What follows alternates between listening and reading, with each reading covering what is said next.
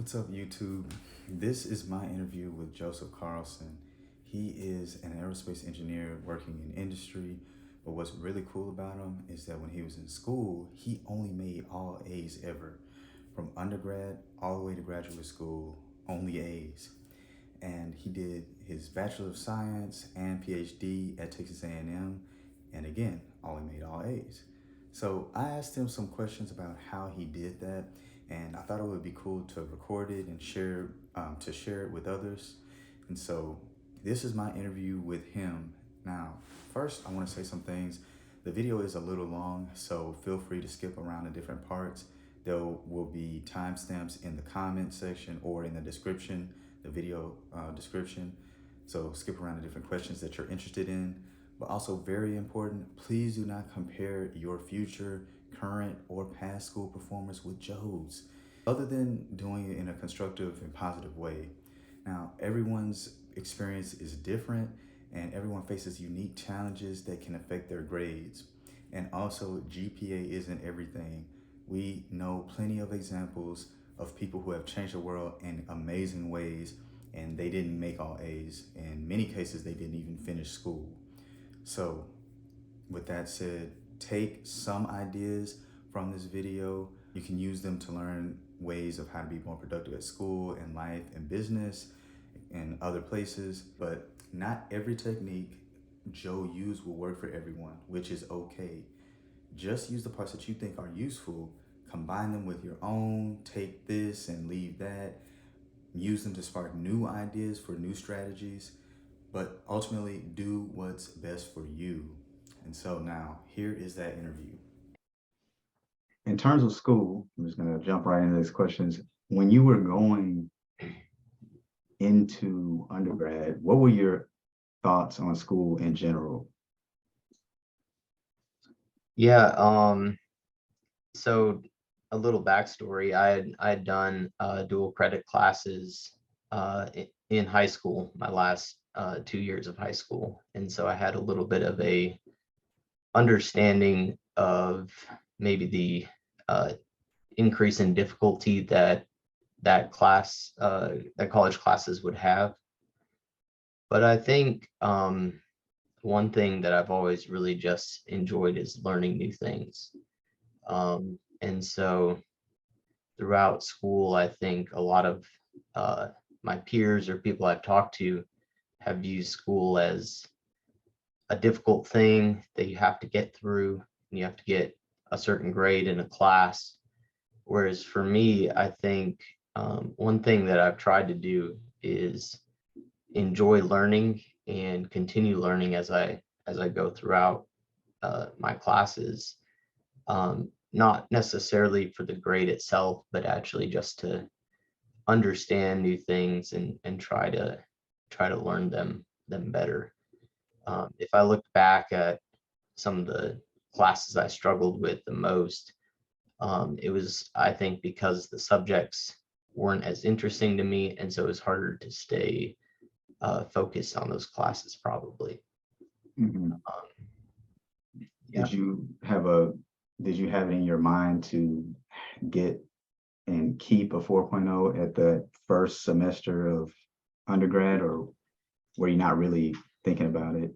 Oh, I definitely was thinking about it. In all honesty, I remember my first dual credit class. I showed up and it was a history class, and the professor got up there and gave a big spiel about how the grade distribution was going to work, and that his grade distribution was set up on just a normal letter scale, like 90 and above is an A and such. But he was like, I've taught this class for 30 years, and so I know how this is going to go. Like probably 30% of you are going to drop out, and maybe 20 or 30% of you are going to get Fs. And he kind of breaks it down, and it comes down to, like, I think 5% are going to get A's or something like that. I don't remember the exact values. But I'm kind of sitting there like, I came in and it's like, A on my mind. And now I'm like, oh shoot, am I even going to pass this class? I think, I need to have a humility check on, where I'm at and if I can even get that A. And And this was one of your first class, one of yeah, your this was my very first class. And so I did, of course, get an A in that class. But I think, yeah, overall, every class that was the goal of it. Don't get me wrong. Like, learning was important, but also, I know that we are evaluated on these letter scales. And so that was always forefront on my mind as far as like how prospective jobs would evaluate me and stuff like that, was based on how I performed in these classes. And so I think I definitely had A's on my mind, like many people do. Yes, same. Yes, the same with me and a lot of classmates that I knew. Everybody was trying to, maintain that and keep it as long as possible, um, so on your classes, if you think about overall, both undergrad and grad school, did you go to every class? And where did you normally sit? Were you in the front row, middle, back? What was your approach there? Yeah, so I did go to every class, or at least tried to. Funny story on that. During senior design, we were, as a part of our senior design, we were building this airplane. And so we were up at the lab. I think it was like 3:30 in the morning when we had finally wrapped up. And several of us had a 8 a.m. the next morning. And so one of the other guys in my group looked at me and he's like, I don't know if I'm going to be there in the morning. He's like, this is a pretty late night and it would be hard to get up early. He's like, are you planning on going? And I kind of looked at him and I was like, of course I'll be there. Like, why would I miss? And, the next morning I was so tired, I slept through my alarm. And so he showed up to class and I wasn't there. He gave me a nice hard time about that. Like, what, you said you'd be there and you didn't show up. But most of my classes, I did purpose to be there, and it was very rare, like sleeping through my alarm, that I missed the class. And then as far as sitting in the classroom, I was more of a second row type of person. I needed to be close enough to hear the professor, and so I would purpose to be close enough for that. But I don't know, sometimes this is just, probably something, that isn't necessarily a stereotype, but I didn't want to be one of those front row people, and so I don't know if that made a huge difference, but generally I would sit on the second row, maybe a little off to the side, definitely engaged. But one thing I was really picky on was sitting in the same chair every day. This goes back to one of my professors, my calculus professor. He said, make sure to use the same pencil every day, because when you forget the answer, the pencil might remember. And of course, he's just kind of kidding slash, just trying to help people out, just to lighten the mood. But I did think there was something to that, and I don't think it's necessarily a superstitious thing of using the same pencil every day. But for me, I would use the same type of pencil. So I bought a bunch of the same mechanical pencil, and so I would always use the same pencil. And I think sitting in the same chair, especially when it's the same classroom that you've learned the material in, you're kind of sitting in that same repetitive point in the classroom, and so you are absorbing and kind of regurgitating maybe the same information at the same location. And so I don't know how much of an effect that had. I think it probably had the most effect just on my comfort level. When you're taking an exam and you have the same pencil, it just feels right, and when you're sitting in the same chair, it just feels right. And so I think I was a little more sensitive to that than most others, because I would show up to test day and someone might be sitting in my seat, and we'd kind of What you do? have a stare down for a second, and I would just usually kindly ask them to move seats for me. And And then, most of the time, there was a few times that weren't super okay with doing that, but most of the times they were okay. sure. Interesting. Yeah. That is funny. I've in undergrad, I would say I was like a first row student. I would always be, friends would make fun of, like, to poke fun at me, saying that I wanted to be up inside of the teacher, like up under the teacher, learning whatever they had to show Yeah. or say. But that's interesting. You took a second row off to the side type of approach, and then did the same thing as often as possible. So in terms of tools, then, so you talked about you use the same pencil Hmm. throughout the semester. What what other tools did you use to organize information? Was it a physical planner? Did you use electronic planner? Did you have everything in one central place, like all of your classes, the times the tests were, homeworks? Or did you have the separate system? What type of tools did you use? Yeah. So as far as uh, to-do lists and stuff like that, I mostly just used a single piece of paper and would keep track of it on a weekly basis. And so I had a 3-ring notebook that I would store my notes in for all my classes. And at the front of it was my to-do list. So I opened it up and it just had it. And this evolved throughout the years. It started out as just like lined paper, and I would write out what I needed to do. And then it sort of morphed into an Excel sheet that I printed out that had my class names, in each section, ordered out with the check boxes already printed on it. And so I just had to write what I had to do and I could check it off. And also that had I put the date on that. And so if I ever needed a date, like my homeworks or anything like that, I would just look at my to-do list and I could, figure out based on the date on Monday what every day was. And so that was how I tracked what I needed to do. And I think, part of it was nice because you kind of get to check things off as you do them. And it also helped me keep track of everything I needed to do. And so I've known a lot of other students who they forget that they had an exam the next day. And in my mind, I'm like, how did you forget? Like, because I have it on my to-do list. And as soon as I hear there's an exam, I write down the date and, whatever information there is for it right there on that one sheet of paper. And then every week I would update that, print out a new piece of paper and keep track of it. And then inside my 3-ring, I would have dividers with a different section for each class.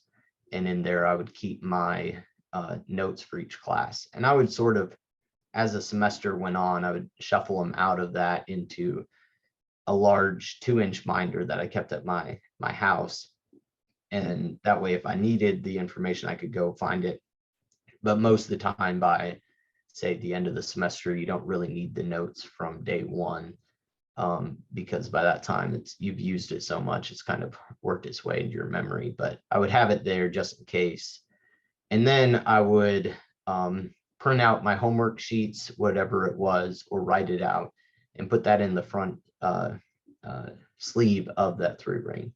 And so anytime I needed to do a homework, I would just slide it in there. And that would help me keep it all in one place. And as I worked through them and added sheets to it, I would just keep them in a stack and slide them in there. And then once I was finished, staple them together and keep them in that spot till I turned them in. So there was no having to like keep track of where my homework was, or did I forget it at the house? It was always just with me. And so that ended up working pretty well. As far as electronic tools, I did senior year morph into using a Google Calendar, which was a game changer for sure.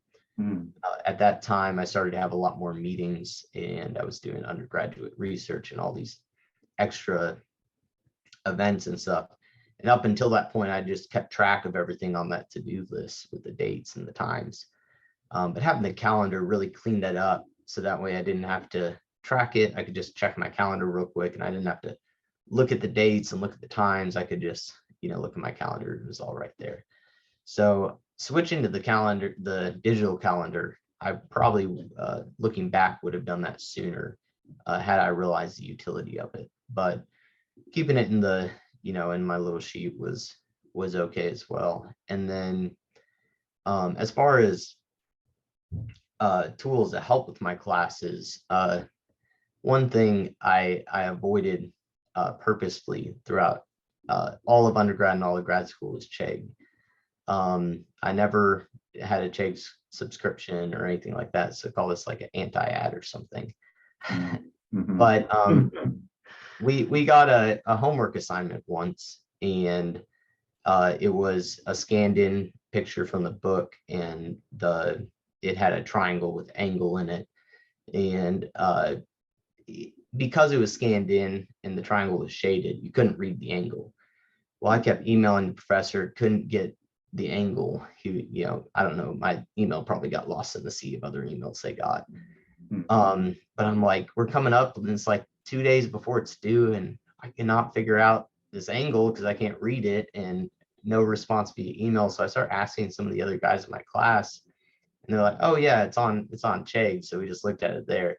So I was like, okay, can I have just the angle? I don't need to know how to work it out. I'll just take the angle, and then I'll be able to figure it out. And for me, that ended up being a big time sink. Me and Colton Finke, we studied together for all of our classes. And we spent a lot of time kind of just banging our heads on desks trying to figure out problems. But through that, I think we learned it pretty well. And so I think long term that kind of helped us out. Gotcha. So in terms of those tools, kind of on that topic, what did you do to incorporate new tools? So if you noticed you had a system, I'm sure like throughout the second or third year of undergrad, you've gotten all A's, and now say for instance, a new type of tool comes along, like the Google Calendar, you take a week or 2 weeks to see what it's gonna be like, and then what did you say to yourself to catch it early and say, this tool isn't working, or this one is working, so I'm going to keep it? That is an excellent question. I think with the Google Calendar, whenever I was kind of forced to use it because our senior design was trying to schedule times to meet, and there were 8 of us, and so we needed a way that we could easily cross-check each other's calendars and schedule meetings. And so it was kind of necessary for that. And I think though, had it not been useful, I probably wouldn't have used it for everything else. But because it was so useful, I continued to use it. And I didn't necessarily have a criteria off the top of my mind on what was useful or not. But I think with my classes with Chegg, I don't know exactly. I think the reason I was adverse to it is because I had many times you see a problem and it looks so difficult when you first see it. And then somebody, especially say riddles or something like that, they look extremely difficult. And then somebody shows you how to do it, and all of a sudden it's super easy. And you know how to do it now. But the problem is especially with my degree, a lot of it was critical thinking. For instance, we would have, 100 homework problems, and then on our exam, none of the problems on the exam looked like homework problems. They were testing general concepts instead of regurgitation. It was more critical thinking rather than just reprint what you learned last week. Mhm. And so I think not using Chegg allowed me to really develop those critical thinking skills really well, even though it took a lot of time, because there were definitely times we could not figure out how to do a problem, and we just kept trying things, working things until we could figure it out. Mhm. Um, So and so yeah, I think that I don't know that I have a specific way on how to test out which systems worked or not, but that's an interesting case. I think another example was in high school. I wanted to get an internship, and so I talked to my dad, and he was like, well, at my work, a lot of people use Excel, and they have these macros that they can run in order to, quickly do things in Excel that are repeated. Mhm. And I was like, okay. So he's like, if you can learn macros, I know a lot of people who would find that useful. So maybe that would help you get an internship. And so I drive a motorcycle, and I have different gear for the different seasons. And so I have like a winter jacket that's blocks the wind really well and blocks the rain. And I have a summer jacket that's mesh, so you have the wind that can blow through it in the mid weather. And same thing with gloves. And if you wear tennis shoes, then the wind cuts through really easy. If you wear boots, it keeps your feet warmer. And so I decided to make an Excel macro that would go grab the weather off of a website Mhm. and then tell me what I needed to wear. And so that was my first, well, not my first experience with coding, but my first real utilizable code that I wrote. And Mhm. so I had taken, I'd learned Excel, and I'd learned how to use macros. And then in our first aero class, we got a assignment, and the guy I was studying with was Colton, and he suggested we do the assignment in MATLAB, and which is a very top level coding program. Mhm. And I kind of wanted to do it in Excel because that's what I was used to. Um, and he had suggested MATLAB, and we kind of went back and forth. And he's like, if we can figure out the problem and you can figure out how to tell me how to code it, if I don't understand it, then I'll do the coding, and then we'll get it to work. And I was like, okay, if you want to do that, that will be easy. That will work. And if I don't understand the MATLAB, we can figure this out because MATLAB. And through that semester, through other classes and stuff, I had to use MATLAB. So I started to get more familiar with it. And when we got close to the final project, another group was using Excel, and we were trying to help them out because they were having issues with their calculation. And in Excel, nothing is shown. It's all hidden behind the cells. And so you have to click on a cell to determine what's calling it. And I remember this very specifically this day. We were helping them out, and we're like, okay, what is this cell calling to? And we had to click on it, and then they would go to the other cells and okay, what is that cell? And this is kind of a complicated problem. We're designing a engine, and yeah, so they're clicking back and forth, and I'm trying to help them, but it's hard to see. And at that moment, I realized, I was like, in MATLAB, it's so easy because I can just look at it and I can see everything, and it's all linear. Whereas Excel is just like this splatter of data. Mhm. And at that point, I was like, MATLAB is superior to Excel for calculations like this. And I didn't use Excel hardly after that. I still use it for maybe storing tables and stuff, but all the calculations are pretty much MATLAB. And so that kind of demonstrates, I don't know if that helps people figure out when the time is to switch, but realizing when it is time to switch can be very, very useful. Gotcha. Yes. For yourself, what did you find was the most effective way to study? Were you alone in a room, no distractions, or were you able to study well with a group? I heard you mention you studied with Colton a lot.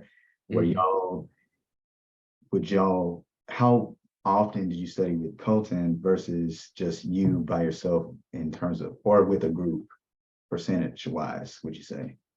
Yeah, so up until sophomore year, I would say I pretty much just studied by myself. That's what I had done up until then. For group projects, you have to work with groups, and there were times uh, I would study with other people for a short amount of time in order to quiz before, say, a really heavy memory regurgitation exam, such as like a history exam or something like that. I might meet with some other people and quiz each other on questions in order to test our knowledge and help people find gaps that they might need to refresh on. But then, yeah, uh, starting in sophomore year, I went into my thermodynamics class.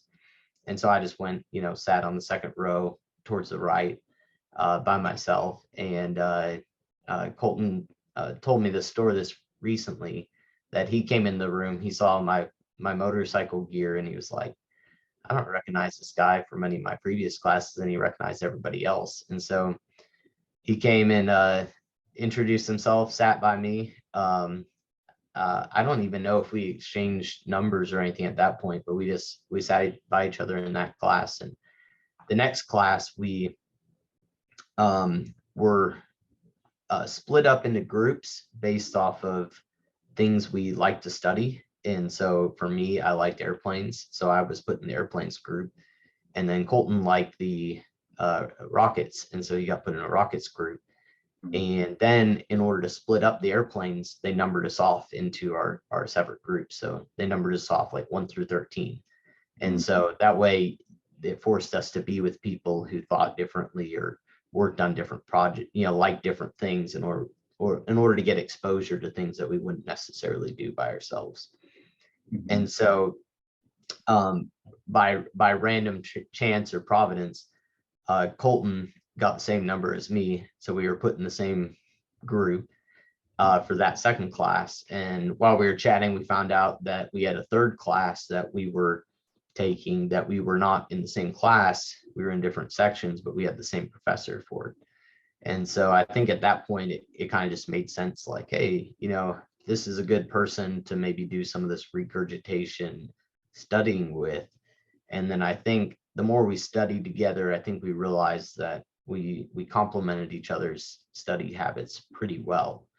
Mhm. Um, and No I extra think, talking and like, sometimes when you get a group or even one other person, they can be chatty and like go to some yes, topics, but it sounds like y'all would stay on the questions pretty well. yes, we would. That is 100% true. There were many times before exams, I shouldn't say many times, whenever I was, at A&M trying to get used to the classes and figure out how other people studied and see if I could learn anything from them, we would sometimes get in larger groups. And Mhm. I realized that in those groups, there was a lot less studying going on than talking. And I was there, paying for school. I wanted the most value out of it. And so I wasn't there to necessarily socialize. It's kind of an expensive way to socialize. I was there to learn and actually, do well in my classes. And so uh, I was a little irritated sometimes whenever we got in those big groups, and I realized that, and I was like, I just need to stop doing this. But Mhm. something about, I think, Colton and my personalities, we were able to actually go in to a room and just study, and the way we ask questions and the way we interacted with each other, I think, was very beneficial. In that we wouldn't give each other just the answer if one of us asked it. And this sort of goes back to my discussion on Che. We would help the other one try to think through what they were missing. And so if we were working through a problem and I was stuck, I would, talk to Colton and be like, hey, I cannot figure this out. But we would independently work out the problems. And so I'd be working it out, he'd be working it out, and I would be stuck, and he would help me figure it out by being like, well, have you considered maybe this? And then I would think about it, Oh gosh. I would talk to him. And so what's that? My video froze for a second, but it came. Okay. Yeah. So we would go like this, and it helped us not to be just stuck at a wall. But we were able to work through it. The biggest issue with it was if we got stuck on a problem at the same point and then we didn't know how to proceed because we were both stuck. And that's when we would just kind of have to like talk and work through things and try different things separately together, however we could, to figure it out. And that worked out pretty well. Oh, gotcha. When you got a question that y'all couldn't answer, one of the things I would find in classes in undergrad and even grad school sometimes with engineering. So I also studied engineering, of course. But there were times where the book is just, there's not enough information there. There's one sentence, and then the next one is just, there's a gap in that book, maybe, or that resource.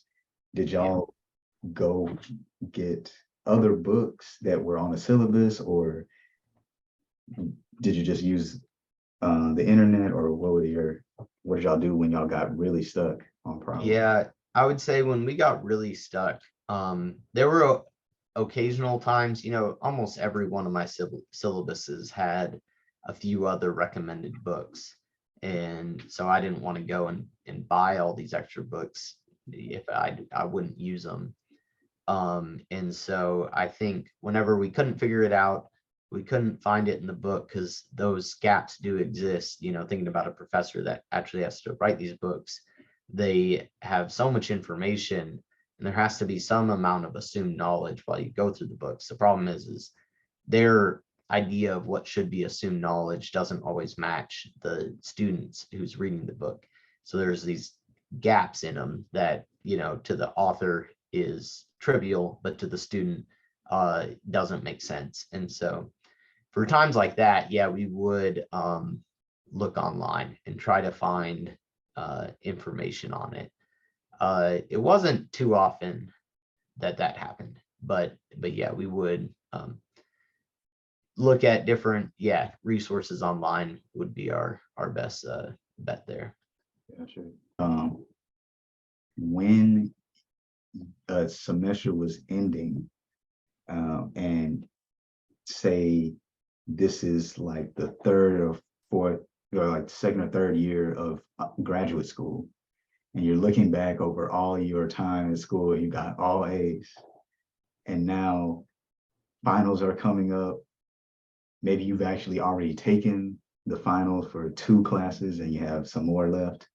Did you ever feel anxiety about keeping that 4.0 and so far into school? Yeah. And what did you do to get over that? Yeah, most definitely. I think I've mentioned this story to people before, but on my senior design, one day we were just walking between classes and we were talking to each other, and one of the guys kind of asked a similar question, because he's like, I came in to school, trying to keep a 4.0, and my first semester at A&M, I got that B, and he was like, it was the worst thing at the time, but it was probably the best thing that could have happened to me. And I was kind of a little surprised at first, and I was like, what do you mean by that? And he went on to explain just that whenever you have that 4.0, you have that pressure in order to try to keep it. And so once he had broken that, he had kind of released that pressure in the first semester. And even though, it's good to strive for that, the best that you can be, there is that added pressure, especially like you're talking about. It kind of accumulates over time, in that you, the farther you get, the more is kind of at stake. And it's not, Mhm. nothing's really at stake, but it's more of a perceived at stake, where you're like, I've worked this hard to make it this far, I really don't want to blow it in my last class ever, Yeah. and the semesters, there was sort of that added pressure. And I think one thing I just strive to do was not let that pressure define me, or that anxiety define me, in that if I blew it, then it was over, and that was that. But in the grand scheme of eternity, it doesn't really make a difference what my GPA is. In Mhm. fact, in the grand scheme of eternity, it's actually very, very small in the amount of impact that it might have, And so once you sort of step back and have that perspective, and I like the verse that says, cast all your cares upon God. And I think once you have that perspective, you can start to do that. And it's difficult for sure, but I think that's something that I tried to implement when I was feeling anxious. Gotcha. Very awesome stuff. Um, and on that note, one of the other questions I was going to kind of get into is extracurriculars and school, how you were balancing those things. So I know both of us heavily, or pretty involved in our church. That at least, what was that like, balancing church and life group Bible studies with school? Yeah, did you ever feel guilty maybe about leaving maybe a church event early for school, or did you stay at the church events and then just go ahead and stay up and do the things you need to do afterwards? And how did God just play a role overall in helping you maintain those 4.0s? Yeah, I think there's a whole lot there. It I is. think I think when I went through high school, I was pretty busy with a lot of extracurriculars, doing dual credit classes, playing sports. I played piano. I did a lot of different things, and I think that helped me learn, and was involved in a youth group and Bible study. And I think that helped me learn kind of how to balance a lot of these different aspects, which I think one of the important things of this balance is learning what you want to say yes to, and what you want to say no to, and being able to actually say no, which for me personally is pretty difficult. I get that FOMO sometimes, and like to be involved. But there have been, especially in undergrad, many times I had to say no to things that sounded fun, or things that I really wanted to do, but I knew that I couldn't do it all. And so I had to determine what was most important, and what, could sort of be taken away.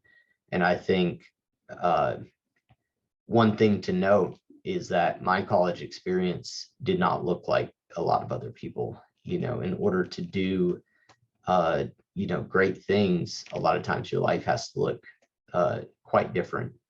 And so, a lot of people look back at undergrad pretty fondly, but my experience is a little different, in that, I spent a lot of time studying. I ended up getting really sick, and I also had several jobs trying to pay for school. And so, I could have let some of those go. I could have not done the jobs and taken on debt. I could have not kept my GPA and had more fun. I could have also scaled back on a lot of other things, gotten more sleep, and taken care of my health more. And so I think all of life is just this balance of what you're actually going to do and what's most important to you. And so for me in undergrad, the most important things were obviously school, because that's what I was there to do, but also being involved in church and building community through that. And then also I do like sports, and after a hard exam, or every Friday night pretty much, I would go up to the rec and just play basketball for probably like 4 hours until I couldn't run anymore. And so that was one thing I granted myself, that You can run. it was fun, it was a nice stress relief, and helped me stay in shape. But and then to address your question on God's role in it all, sometimes I don't know, what God Almighty has in store. I think it's a lot of times easy to look at the short-term changes in our lives and attribute those to either being blessing or curses. And there's an old Chinese proverb that talks about a man who has a horse, and the horse gets out one day and runs away, and all his neighbors come to him and say, something like, "Man, you're the most cursed man in the world. You had nothing, and now your most prized possession, the horse, is gone. So you're so cursed." And he's like, "Well, maybe." And then the next day, the horse comes back, and it brings a wild group of horses with it. And so now he not only has his horse, but he has all these other horses that he has. And his neighbors come back, and they were like, "You were right. You're the most blessed man in the world. You have all these horses now." And he's kind of like, well, maybe. And then his son is breaking in these wild horses and gets thrown off of one of them and breaks both of his legs and never to walk again. And his neighbors come back, and they're like, "You were right. You are the most cursed man in the world. If you hadn't have gotten all these horses, your son would still be able to walk." And then sometime later, war breaks out in the land, and all the neighbors have to send their kids off to war. But because the one couldn't walk, he stayed home. And all the neighbors come back, and they're like, "You're right. You're the most blessed man, because all of our kids are going to die in war, but yours gets to stay here because you can't walk." And I think that story illustrates a lot of things that happen in our lives that we attribute to either good or bad. For instance, I mentioned that I had gotten really sick, and I don't know what purpose that will have in my life, but trusting God's hand in that all, and that he can actually use that for good somehow, and not necessarily my good, but for his good, because that's what's most important. So as far as God's role in the GPA, because that's what we're talking about today, I tell people that there's I attribute 3 main factors to my success. I would say one is good genes. So God has given me good parents that passed along some good brain genes that made me predisposed to being good at math, and that allowed me to do well in maths and sciences. And along with that, good parents who raised me and gave me good nutrition. And then on top of that, the ability to work hard, because you can have the smartest brain in the world, but if you don't know how to utilize it, and you don't have the stamina or the will to actually put in the work, then it really won't do you much at all. And then on a third thing that I attribute is providence, in that there are many times when you take an exam, and some would attribute it maybe to luck or something like that, that you studied what the exam actually had on it. Whenever we're going through a class and you have a textbook that's 1.5 inches thick, and you're trying to study what you think is going to be on the exam, actually knowing what would be tested on is would be huge, right? And we don't know, but so we studied the best of our ability, and I think just knowing what to study it could have been from an outside influence. And then, yeah, on top of that, just during tests, being able to think clearly is also super important. I think there's a lot of times where I look back at tests and I realize that some days my brain doesn't work as well as it does in other days, and some days I'm more irritated than I am in other days, and some days I'm more hungry. There's a lot of different things that our body does, and yet a lot of these classes, and I'm not faulting the classes, it's just the way it is. You might have 50% of your grade in one exam, and so for me not to acknowledge that may have had a significant impact on my grade, being able to actually perform on those days is actually a pretty significant impact. And then one last thing I'd like to add is when I was in sixth grade, I joined a Bible study, and my teacher of the Bible study, we started in Genesis, and we just kind of worked our way through the Bible verse by verse.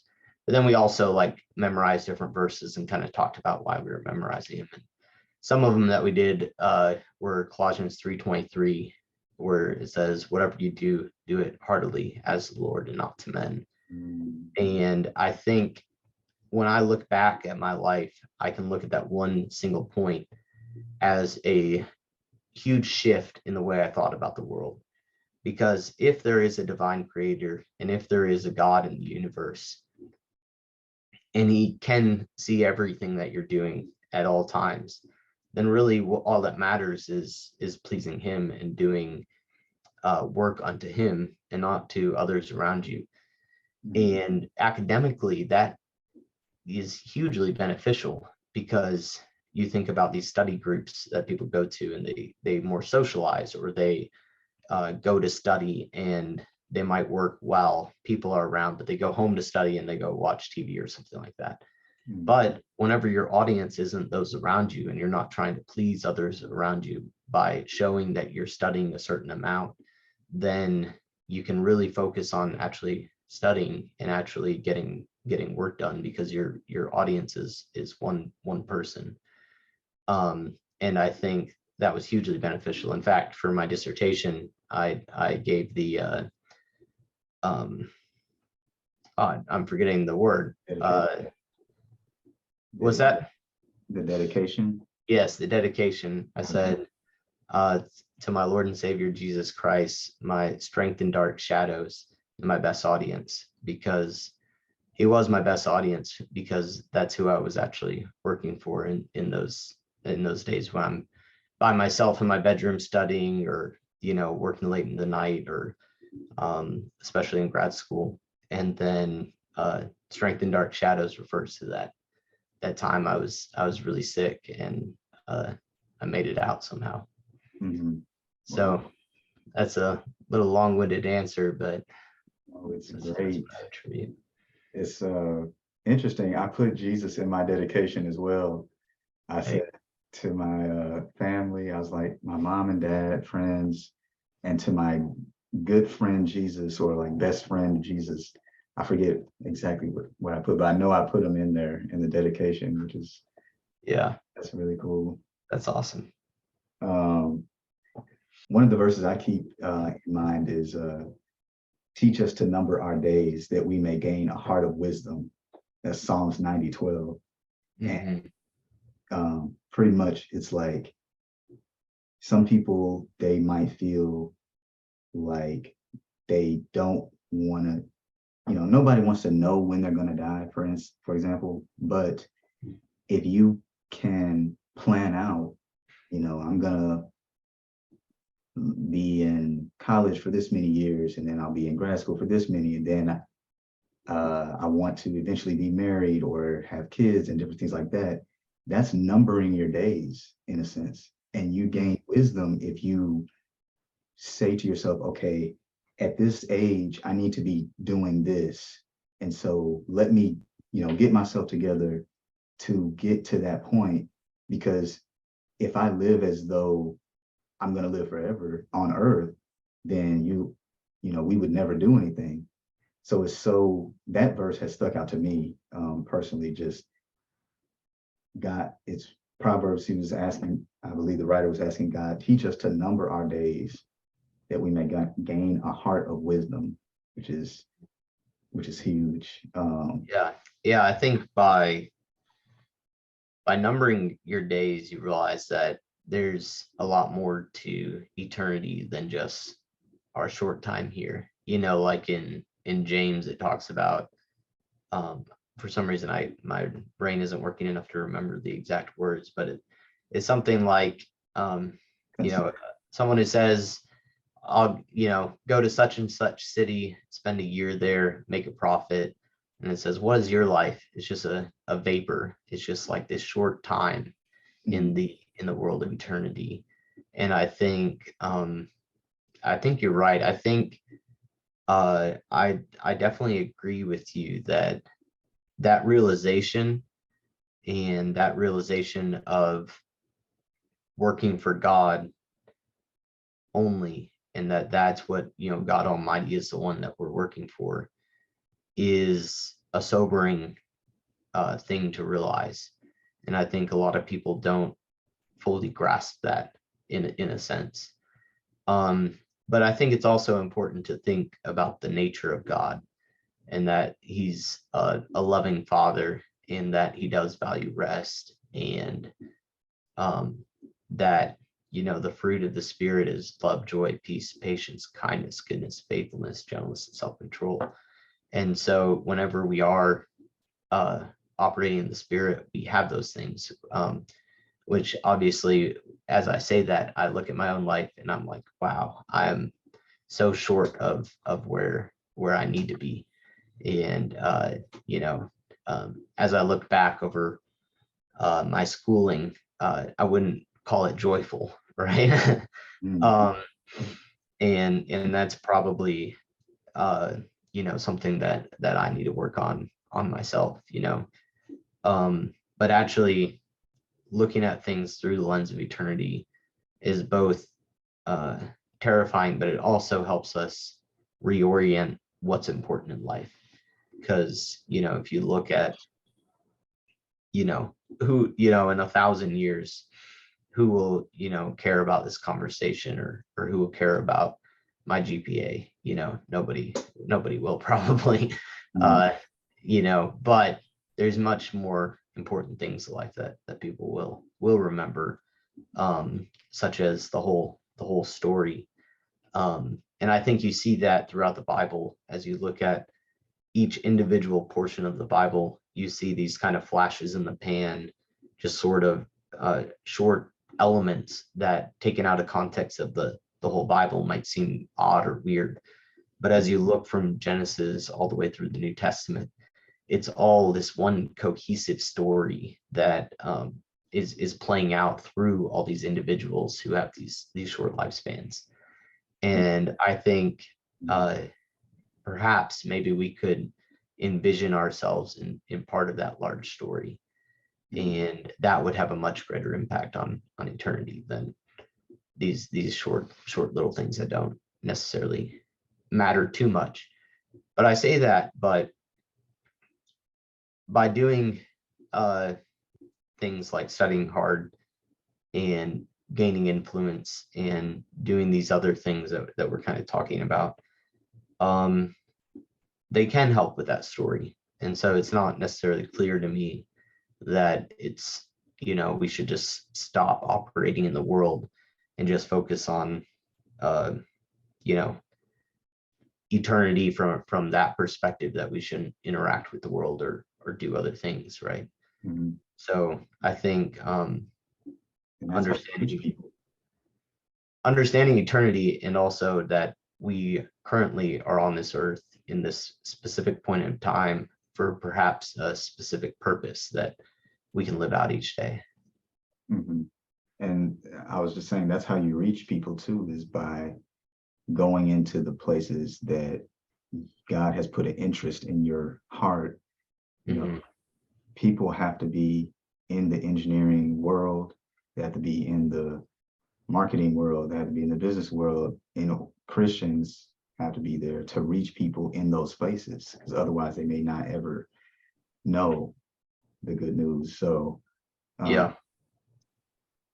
now we Yeah, have, I think along those lines, at the end of my PhD, I went on to a conference in Boston as part of my fellowship, and the caliber of people and the brain capacity around me, I was just kind of awestruck at the stuff that these people were doing through their PhDs. And I didn't go into it expecting to make friends or anything like that, and I don't even know that I made friends because I haven't really talked to anyone after it. But I got to spend a week with them, and there was this little group that we just kind of hung out together at, met the first day, type of thing.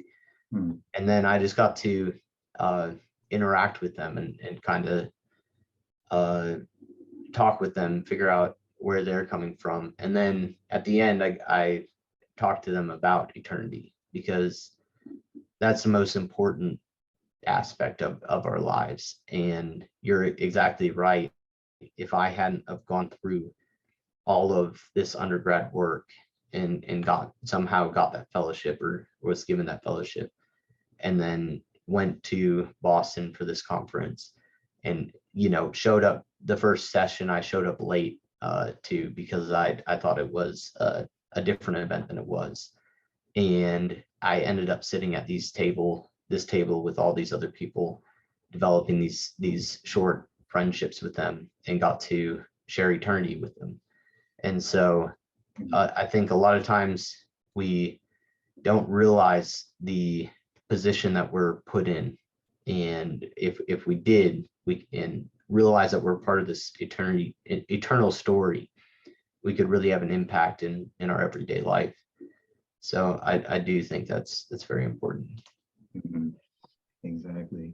Jesus, he was with there's a verse, I think it's in Matthew 9, where he's sitting with the tax collectors and different people. They're like, why are you sitting with them? But then he says, the people that need a doctor are the ones that I came for, pretty much. And he's like, go back and read. The mercy is better than sacrifice. But we're getting into a whole Bible study. Yeah. Oh yeah. Awesome, great content. But so very cool stuff. I want to now kind of transition into another question, which is, did you ever pull all-nighters in undergrad or grad school? Yeah.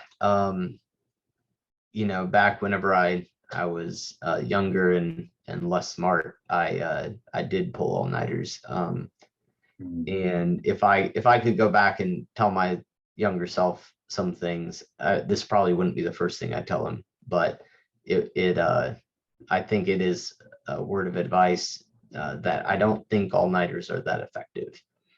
And I definitely pulled some in order to get either projects done or study for exams and such.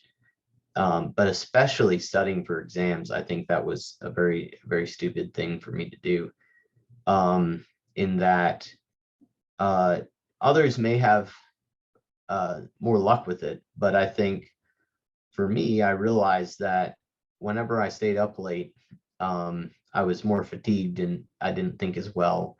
And I realized for my math classes, especially, that was not helpful. It was much better to get a good night's rest and then, try to study before that night in order to actually get that good night's sleep. But I also, in undergrad, I think it was my senior year, I read a book. It's called Why We Sleep, by Matthew Walker. And you have that book? Well, no, I think that's the book you talked about at the ski trip. Yes, I probably did, because it is a very good book. It's probably one of my favorite that I've read. Mm. And it just kind of opened my eyes. I've always been kind of fascinated with sleep and what's happening. And before I read the book, I could have told you about the different stages of sleep and a little bit about them. But when I read it and some of the studies that it included, my mind was just open and I realized, wow, like sleep is very important. For instance, some of the studies they did with cognitive recall of a control group that didn't sleep versus a group that took a 30-minute nap, and the group that took the nap did extremely better or significantly better. Mhm. And just little things like that where I was like, are kind of anti-intuitive. You would think the ones that went to sleep would have forgotten the information more than the ones that stayed awake, but it's actually the reverse. Right. And so when I read that book, uh, I don't think I've pulled an all-nighter since.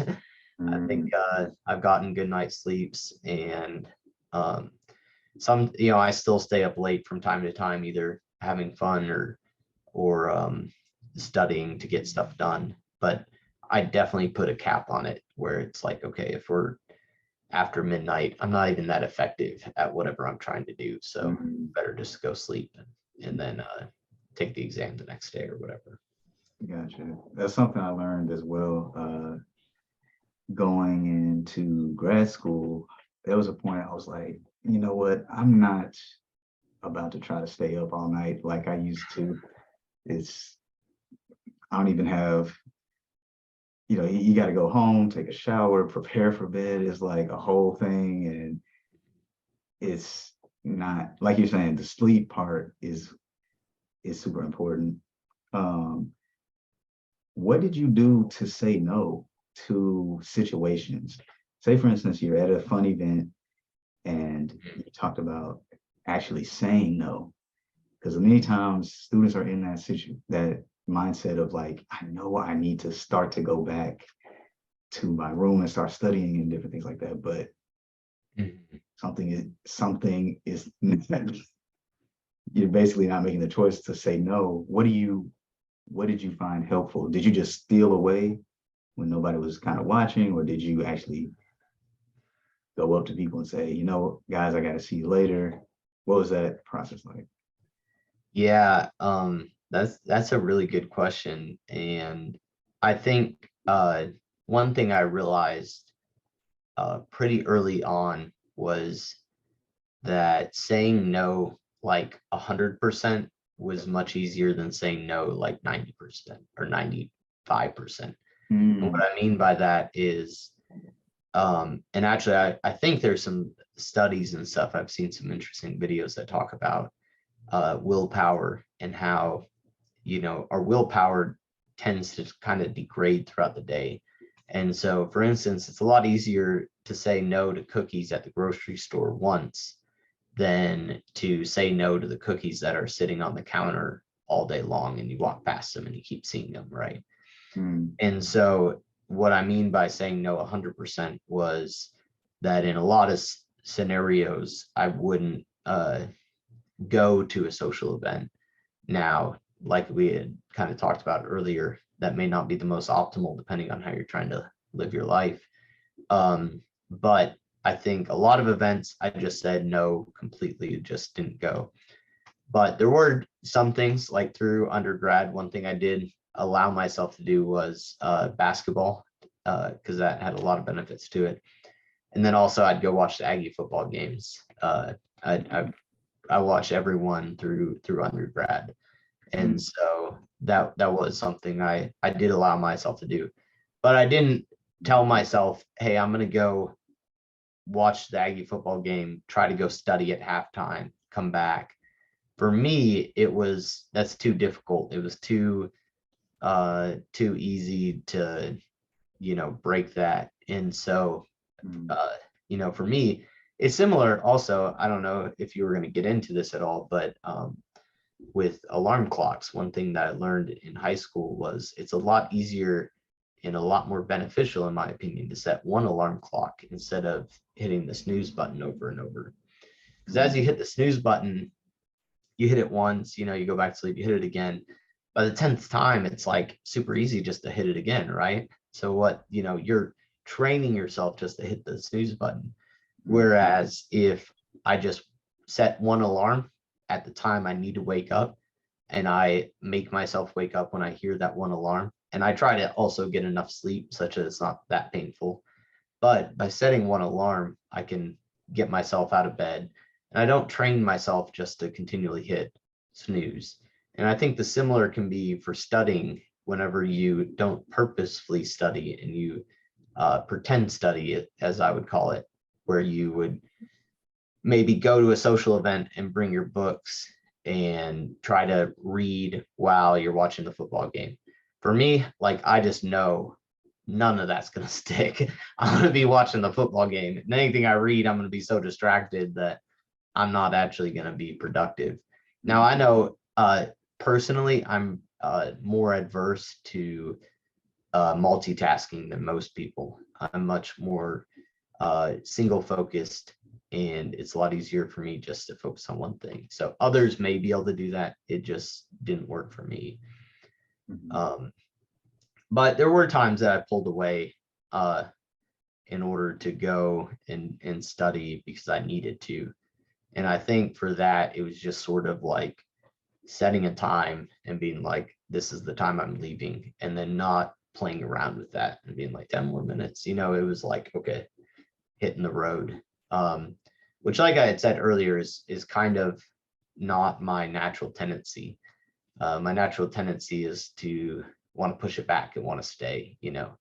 Through all the way through high school, I had a snooze button and I would hit it every day, on my alarm. Like, that's my natural tendency. But our natural tendencies aren't always the most beneficial, and actually looking at ways we can improve, that may, kind of suck in the moment, but over time are beneficial. Yeah. Did you drink coffee during school? Do you drink coffee? I couldn't remember. Yeah, I do. And I did all the way. So growing up, we weren't really allowed to drink coffee, which is probably a good thing. And then I guess sometime in high school, I started to drink it, and it sort of grew on me, and I would drink more and more, all the way up until some of my first classes. And then I realized, I'm drinking a lot of cream and sugar in my coffee because I'd mix those in. But of course, I'd make it myself, so it'd be cheap, but it was still like all this cream and sugar. So I was like, okay, I should probably just stop drinking cream and sugar. So I reduced it down. I got the cream out, but getting the sugar out was difficult. And then one of my brothers told me, he's like, you just gotta full send it, and don't try to wean yourself. Because I was trying to like put a little bit less in every day. He's like, no, you just gotta cut it out. So I did, and pretty much since then, like, I just mostly drink just black coffee. And that sort of grew on me, and I drank quite a bit of coffee. And then sophomore year, I developed eye twitch, where my eyes started twitching all over the place. Same thing. You did? Yeah. That is The bottom eye will start to like move around. Yep. There are a few things I think more annoying than that. That was extremely annoying. I think of like water torture, like the dripping torture. Yeah. I don't know what that would feel like, but the closest thing I think I've had to that would be my eye twitch, because that thing you would just be studying and be like, or just like flicker, and just enough to distract you and make you annoyed. I would never imagine it would be that level of annoying to someone in terms of, on the magnitude of water torture, like waterboarding. Yeah. Oh yeah, not water, like the drip, like the drip, like, I don't know. I think this also may be just me personally, because again, I'm not very good at multitasking. So it would distract me so much from what I was trying to do that then I would be like in this battle of trying to like not think about my eye twitching. And so I started to research online, like, okay, what causes this eye twitch and how can I get it fixed? And Mhm. you know, you can get like a shot that like calms the nerve down or whatever, or there was like a list online of common things that cause it. And I was like, oh, so I looked at this list and it's like too much coffee, check, you know, too much stress, check, not enough sleep, check. And I'm just kind of going through, I'm like, well, I don't know what it is. But at that point I was like, okay, I should probably stop drinking as much coffee. So I kind of toned it down a little bit. And then I learned about the half-life of coffee. And I realized that, you know, when you drink coffee, I can't remember the exact value, but it's like 5 hours or something like that is the half-life of coffee. So if you drink coffee, you know, at 5 in the evening, at 10, you still have half of that amount or whatever the value is. Mhm. And so then I was like, okay, I need to just, you know, drink it in the morning. So typically now, or at least for the past like probably 4 years, I've just drank 1 cup of coffee in the morning. Mhm. You know, might have a slight dependency on it. It would probably be good to cut it out, but Mhm. uh, you know, drinking coffee in the morning helps me, you know, get kick started. And then usually I go for a run in the morning too. I don't think I cold turkey cut it out, but I went on like a taper because I'd read online about the headaches you can get and the Mhm. adverse reactions. So I was like, okay, I'll just kind of like taper off. And I think I did that until I was off of it. And then I'd stayed off of it, like you said, like a month. And then Oh, okay. uh but then I've added it back in and I have it pretty much every morning. It's 1 glass. So um I don't know. I don't know how bad it would be if I went off of it now. Probably pretty bad. Gotcha. Okay. So let's see. A few more questions left, not too many. How did you know when you were ready for a test and you could tell yourself, okay, I'm going to sleep now. I've studied enough. And what was that like for you? Yeah, that is a very tough question. Because personally, there was rarely times that I felt like I was ready. There was always something that I could study more or I should study more. And so that was always a difficult determination to say, hey, it's time to call it. I had a good friend in undergrad and grad school. He was very easy, just like, you know, it's 8 o'clock at night. I'm finished. I'm gonna go, you know, eat dinner or whatever, get ready for bed, you know, get to bed early, take the exam the next day. Whereas for me, it was always like, I got so much more to study and so much more to know. And I was so busy with everything that was going on that you know, there wasn't enough time probably even to think that I was even close to ready. Um, so whenever I realized that adverse sleep or not getting enough sleep was impacting me to a greater deal than it was helping me, I started to realize that, you know, we should call it sometime before it's too late in the morning, you know. So Colton helped me with that. He also was probably better at realizing the time and realizing when we weren't making uh, uh, productive studying. And so he would be like, hey, you know, how soon you want to wrap up? And I'd be like, you know, 15 minutes or so. And so then we would kind of push really hard at the end just to end on a good note. And um, yeah, so a lot of nights it was 10 between 10 and midnight. Uh, Not every night. One night I was studying. Colton wasn't there for some reason, but I was in the annex, and I didn't think they locked the annex, but apparently they do.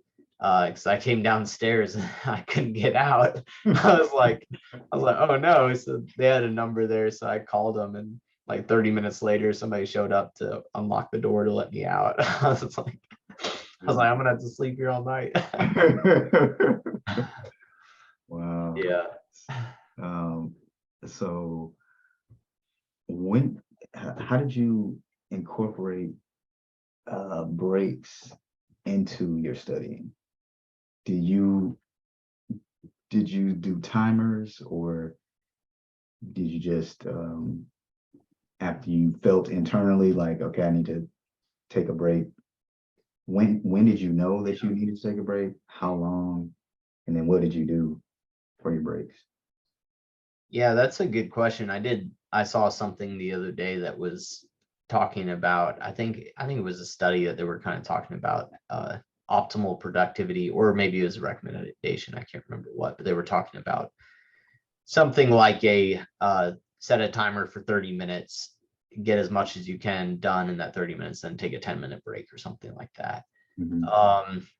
I don't know. Maybe that's a better way of doing it, but the way I function through undergrad and grad school is much more of a momentum. Once I got going studying, kind of just keep the momentum going as long as I could.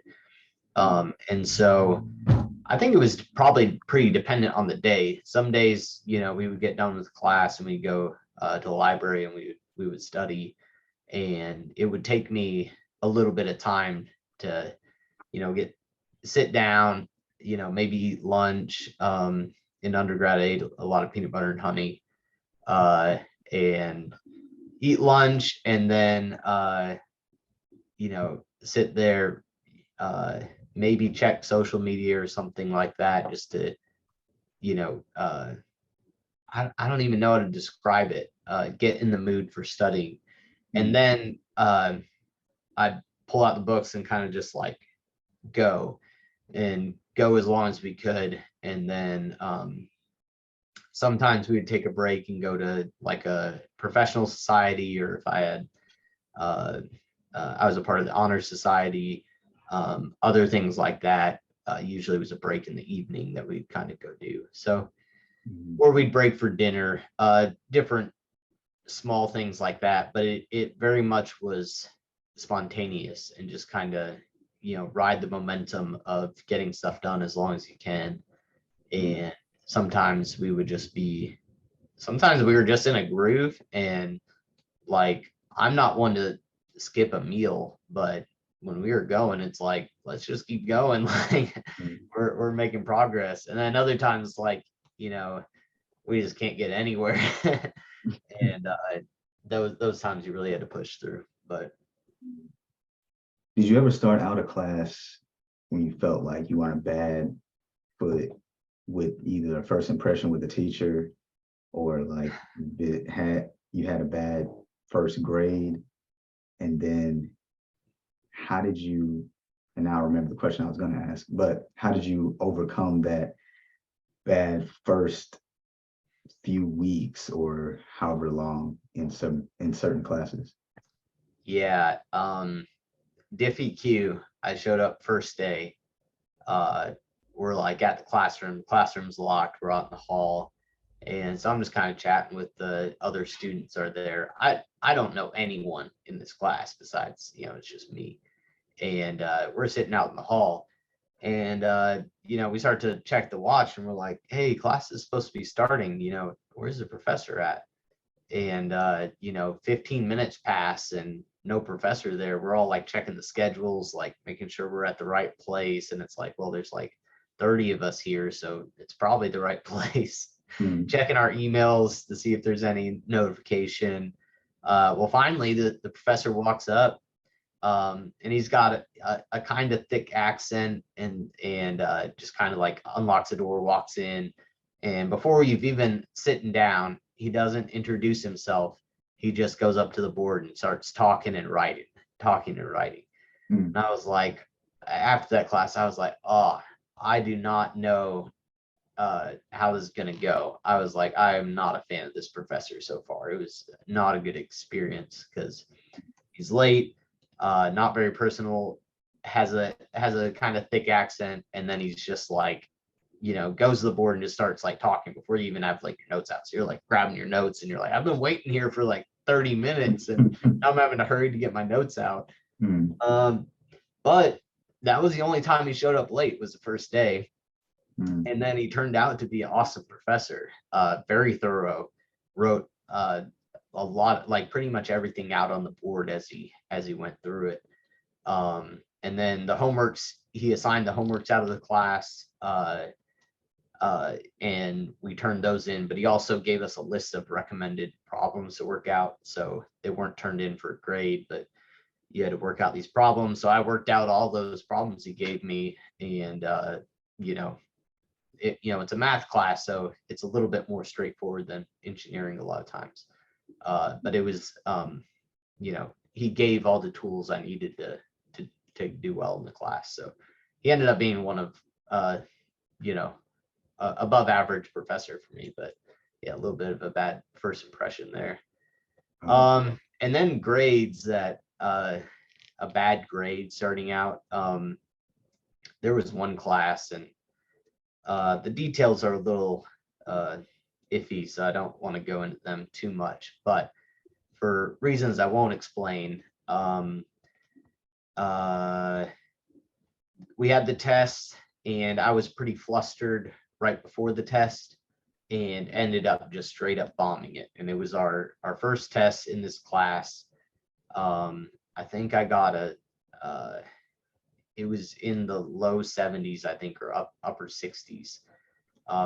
Thankfully though, this test, you think about that, you're like, okay, upper 60s, how did you get out of that? This class, the exams were only weighted at 20%. And so at six, I think it was 67 or something like that. At 67, I was 17 points on that exam above dropping the letter grade. But I was able to do well enough on all the rest of the projects and the exams in order to pull out the A. So that one was a pretty steep, hefty climb, but made it out. Gotcha. Did you, okay, now one of the questions I remembered, Yeah. being the president of the organization, how did you balance that? Were you pretty active as the president, or did you lean on maybe co-leaders in terms of making sure the grades were still intact? Or how did you go about being the president of an organization and still maintaining everything? Yeah, so that's a really good question. I was president of SGT, or Sigma Gamma Tau. It's the Aerospace Honor Society, and it's much more than an honor society though at A&M. Our chapter is arguably the most active chapter out of all of them that exist. And our goal as a chapter was to give back to the department, and we did that through a variety of ways.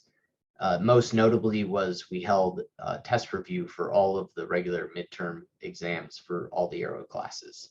So every aerospace class had a review for the midterm exams through our honor society. And so thankfully I could not do all those because there are so many different classes and so many different exams. We had a lot of active members who stepped into those roles, and we had a test review chair who scheduled all of those, and so organized the rooms and made sure that people showed up to work the exams and such, and they were there to work through problems that people had, or kind of review the material, and we got a lot of good feedback. It was pretty effective. Now on top of that, we did mentoring. So there was a mentoring chair who would underclassmen could sign up, and upperclassmen would mentor them to help them understand future classes and internships and anything they need help with throughout. We would also do a variety of different like social events through the society, collaborations with other professional societies, and there were quite a few other things we did. But one thing that as a president, I would say helped me was all of the other officers that a lot of the tasks I would delegate out to the other officers to handle them. Another thing we would do is we would have special speakers come in and travel in, and we would give them tours of A&M, and they would give a presentation to all the students. And so delegation was very helpful with that. And then I would say also taking care of tasks as they come up. My mom used to always say, don't put off to tomorrow what you can get done today. And so I think as I got emails, I would try to take care of the items as soon as I could, so that way it wouldn't stack up as well. Now, I wouldn't, one thing I do have on my phone is virtually no notifications. My phone is almost always on silent. And then on top of that, most of my apps, I have notifications turned off. And so I'm notoriously bad at responding to any type of message, especially like social media, no notifications come through. And then, texting and stuff like that, most of my notifications are turned off. So I won't see it, but once I do sit down and I see it, I usually try to take care of things efficiently and try to knock them out. But sometimes it would be, all day before I see it, and then I'll kind of go through them and try to take them out. So I think those were some of the things that helped me be able to do that with everything else. Very great lesson. And that's actually one of pretty much the last question kind of segues into, which is keeping inbox zero. And so I don't know if you remember this, but it was after life group one day, and we were it was probably like 3 or 4 of us talking, and we we're like, oh my gosh, look how many emails I have unread. And then someone said, oh, look at this. And I was like, oh, I got 5,000 unread emails or whatever. Then you pulled out your phone, you're like, look how many unread I have. And it was 0. I was like, what? Yeah. I think you also may do that with text messages. I don't know. I think one thing I kind of thought to myself was, I wonder if Joe will respond to text messages as well, to keep it at 0. Because whenever I text you for like setting this up or whatever, I would get a response most of the time before the end of the day. Yeah. And I would notice like Joe pretty much texts back every time. Yeah, that's 100% correct. With my text, I'll usually try to check it at the end of the day and kind of go through and actually clear it out. Yeah, and I'll usually try to send some response to the messages. I don't always get to it, but yeah, you probably notice that eventually I'll respond usually, but it's usually probably delayed. And then, maybe at the end of the day, I'll come back through and sweep it up. The email is very similar to that, where they'll kind of build up maybe throughout the day. But I think one of the things that, because my email hasn't always been like that. I do remember back when I first had an email, of course, somehow I got signed up for different spam email lists and stuff like that. And I kept getting these emails, and I think once I got a smartphone was when I realized, I was like, man, it's kind of annoying, all these emails that I never look at or I never use. And I'm like, why am I subscribed to this email? So I'd go unsubscribe to it. And that helped kind of clear out a lot of the spam, and even some of the A&M distributions and stuff. I would try to unsubscribe to the ones that I didn't think were as important if I could. I mean, with A&M though, there's so many that you probably should be subscribed to. So I have been, and if you don't keep on top of it, I mean, you get, hundreds of emails that just kind of pour in. Right. So yeah, typically I'll get them, and I realized though that when I got emails, it was kind of difficult to monitor what emails were new and which ones were old, because I would have in my inbox a bunch of spam emails that were unread. And I realized that when I glance at my screen, I see all my emails, new and old. And I don't really know what email was my last one in the box that I should check without opening it or doing something else. And so I was like, maybe I should get rid of them. And so that's essentially what I did. So I usually have a second folder. That way I can find emails if I need them. And so I'll just, once I've replied to an email, or once I've seen that I don't need it for something, I'll just dump it into that other folder. So it's not like gone forever, but it's also not in my inbox. And then I can keep my inbox pretty clean. And I try to really work at keeping that inbox empty, because now when I get emails, I'll kind of scan through them. Well, if you have an email that's always in your inbox, you're going to have to scan it every time it's in your inbox. So it's just, for me, it was a lot cleaner just to get rid of the unread messages, clear out the inbox. And I think it was kind of gradual. I did it with my personal email. Then when I went to school, I just did it with that, which was good because you get a lot of emails. And then text messages is exactly the same, in that, I keep it as clear as I can for the most part. And so you delete a lot of almost all the unnecessary emails, or the ones that you don't have to respond to per se. Yeah, I move them to a separate folder. That way I can still look for them. If someone's like, did you get this email? I'll be like, oh, let me go check. And then I can like search for it, or I can still find it. It doesn't get deleted forever. But then it's not in my inbox and I don't ever have to look at it. That's like a search box, or if you will, or something like that. What if you save a lot of them to that separate folder? Because the thing that's coming to mind is, you got to make a decision on each one, and sometimes you don't know if this one is going to be needed later or not. And then, say for instance, more often than not, you make the decision to save it into that separate folder.